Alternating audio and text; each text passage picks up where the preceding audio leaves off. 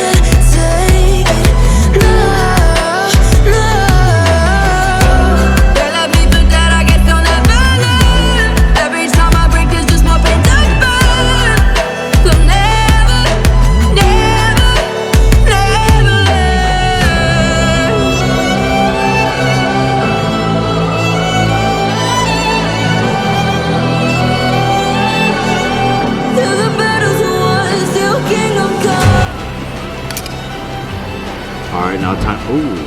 Oh yeah, the grease got me good this time for sure. We're almost done though.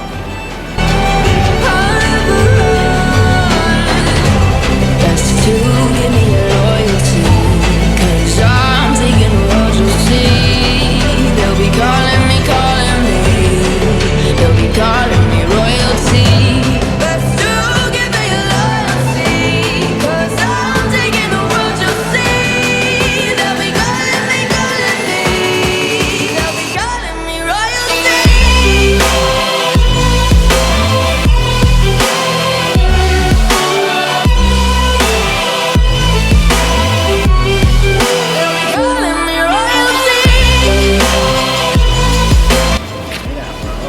Now it's time to go hit the gym.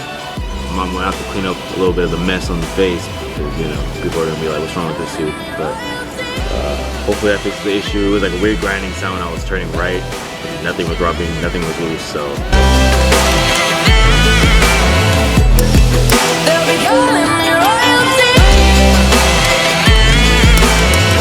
Alright, so this is actually the next day. It actually continued to make the same noise, sadly. Now it got me stressed. But within further inspection of the brakes and everything else, I was really realizing that there was a kind of like a streak on the brake, on the rotor. And here, I'll just show you guys what I'm talking about. Maybe you guys can see that little line right there. That's definitely a line for metal to metal contact. So that definitely made me realize that I should check the brakes, right? So I ended up taking off the brakes, took a look at the caliper, and sure enough, that Phillips bolt right up there, right by the hanger, that right there. So that piece right there was completely loose, and the bolt was actually touching the rotor. So it's only meant to hold the pads in place so it doesn't wiggle back and forth when you're braking hard. But obviously, since it was backing out and it was touching the rotor, it could have prevented the pad from touching the rotor, which could have caused it to have brake failure. So, which is a really scary thought, which is why, you know, you always want to inspect your car. You really want to make sure everything is good on the car. So you always want to do a thorough inspection right before a track day and right after, because you never know. Stuff like this happens all the time, you know, and obviously I'm going to put blue Loctite on those bolts and make sure that doesn't happen again, because that could have ended very badly if I hadn't found that issue and I went back out there to the track. So I'm really glad I found it. So yeah, time to put the brake on, go take it on a test drive, and hopefully that's the issue. Race car driver things. They'll be calling me royalty.